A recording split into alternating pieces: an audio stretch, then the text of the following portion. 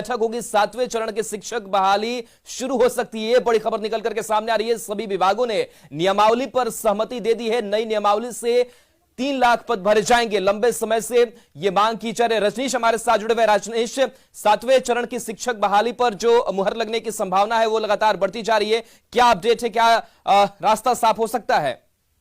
बिल्कुल, देखिए दोपहर 2 बजे से कैबिनेट की मीटिंग होने वाली है और सूत्रों के हवाले से जो खबर आ रही है हमारे पास कि आज दोपहर 2 बजे के बाद मीटिंग के दौरान कैबिनेट में मुहर लग सकती है नई नियमावली पर, जिसका इंतजार लगातार पिछले कई साल से हो रहा है। राज्य में सीटेट, बीटेट, एस्टेट अभ्यर्थी जो है लाखों की संख्या में है, लेकिन नई नियमावली पर मुहर नहीं लगने की वजह से बहाली प्रक्रिया अब तक शुरू नहीं हुई है। और आज जैसे ही मुहर लगेगी, जो खबर आ रही है, उसके बाद 7वें फेज की बहाली शुरू हो। और सबसे पहले ये कहा जा रहा है कि हाई स्कूल की बहाली होगी, यानी माध्यमिक स्कूलों के लिए बहाली शुरू हो सकती है। राज्य में टारगेट किया 3 लाख पदों पर शिक्षा विभाग बहाली करने वाला है, लेकिन नई नियमावली पर मुहर नहीं लगने की वजह से देरी थी। आज आपको बता दें कि शिक्षा विभाग, पंचायती राज, वित्त विभाग, विधि विभाग और नगर विकास विभाग ने पहले ही सहमति दे दी है, लेकिन जो अंदर खाने से खबर आई है कि आज सभी विभागों ने सहमति के बाद जो पत्र भेजा है उसमें कैबिनेट ने भी स्वीकार कर लिया। और आज कैबिनेट में मुहर लगने के बाद लाखों अभ्यर्थियों के लिए बड़ी खबर होगी और खुशखबरी होगी। जी बिल्कुल। तो काफी लंबे वक्त से इंतजार शिक्षक अभ्यर्थी कर रहे थे, सड़कों से लेकर के सदन तक भी पहुंचने की लगातार ये लोग कोशिश कर रहे थे। लेकिन जो नई नियमावली होगी उसके लागू हो जाने पर, उस पर मुहर लग जाने के बाद से क्या लग रहा है, कितना वक्त लगेगा कि इनकी ज्वाइनिंग की पूरी प्रक्रिया पूरी हो सकेगी?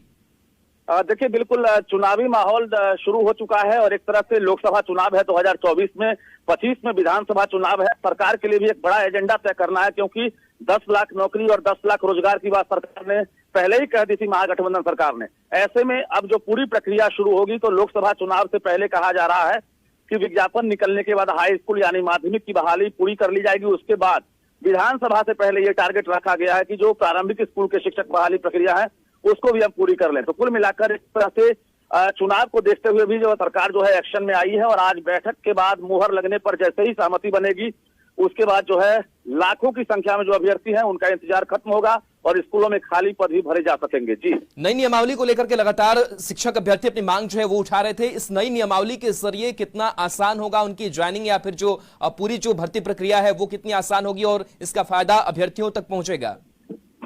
देखिए, पहले जो प्रक्रिया थी, ग्राम पंचायत में मुखिया होते थे, उसके साथ साथ पंचायत सचिव होते थे, उसके बाद जो है प्रखंड अध्यक्ष होते थे। तमाम लोगों की जो जवाबदेही थी, अब एक तरह से अब उनको शिथिल कर दिया गया है। अब एक तरह से जिला को ये अधिकार दिया गया है नई नियमावली में, और अब शिक्षा विभाग को मॉनिटरिंग करेगा। और कुल मिलाकर ये कहें सेंट्रलाइज तरीके से अब जो है जो अभ्यर्थी हैं वो आवेदन कर सकेंगे, यानी अलग अलग नियोजन इकाई में उन्हें फिजिकली नहीं जाना पड़ेगा, बल्कि एक जगह बैठे वो ऑनलाइन एप्लीकेशन फिलअप कर सकते हैं। और कई तरह की सुविधाएं जो है सरकार देने वाली है, जो नई नियमावली के तहत जो है बहाली होगी उसके बाद ये मिलेगी। जी, जिस नियोजन इकाई और पंचायत स्तर की नियोजन की बात हो रही थी, उसमें लगातार धांधली और कई तरीके की जो अनियमितता की खबरें हैं वो लगातार सामने आ रही थी, और कहीं ना कहीं जो शिक्षक अभ्यर्थी थे उनको परेशानियों का सामना भी करना पड़ा था। लेकिन उन सब चीजों से इस सेंट्रलाइज सिस्टम को अब अलग कर दिया गया है।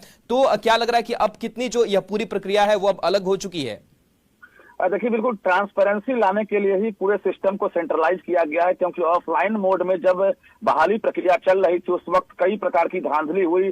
सर्टिफिकेट वेरिफिकेशन से लेकर जो अपने अपने कैंडिडेट को नियुक्त करने का जो मामला आया था, तो कुल मिलाकर इन सब चीज से छुटकारा मिल जाएगा। जो अभ्यर्थी मेरिट वाले होंगे, जो मेरिट लिस्ट में आ जाएंगे, उनको अब कुल मिलाकर मौका मिलेगा। और निश्चित रूप से सीटेट, बीटेट, एस्टेट जो अभ्यर्थी हैं, जो सड़कों पर आंदोलन कर रहे थे, विधानसभा घेराव कर रहे थे, अब उनके लिए आज बड़ी खबर मिल सकती है, क्योंकि आज मुहर लगेगी। उसके बाद जो है 7वें फेज का विज्ञापन जारी होगा और वो गुरुजी बन सकेंगे। जी, चलिए, बिल्कुल। तो इंतजार जो है अब शिक्षक अभ्यर्थियों का खत्म होने जा रहा है, क्योंकि अब 7वें चरण की शिक्षक बहाली जल्द शुरू हो सकती है। बहुत बहुत शुक्रिया रजनीश तमाम जानकारी के लिए। तो सभी विभागों ने इस नई नियमावली पर सहमति दे दी है। नई नियमावली से 3 लाख पद भरे जाएंगे और लगातार शिक्षक अभ्यर्थियों का लंबे समय से इंतजार चल रहा था। और जो नई नियमावली होगी, इसकी जो भर्ती प्रक्रिया है वो भी अलग होगी। पंचायत स्तर से अब इसे हटा करके सेंट्रलाइज्ड सिस्टम बनाया गया है, क्योंकि लगातार शिक्षक अभ्यर्थियों की परेशानी ये हो रही थी कि जो ज्वाइनिंग हो रही है उसमें कहीं ना कहीं जो मुखिया है और पंचायत स्तर के जो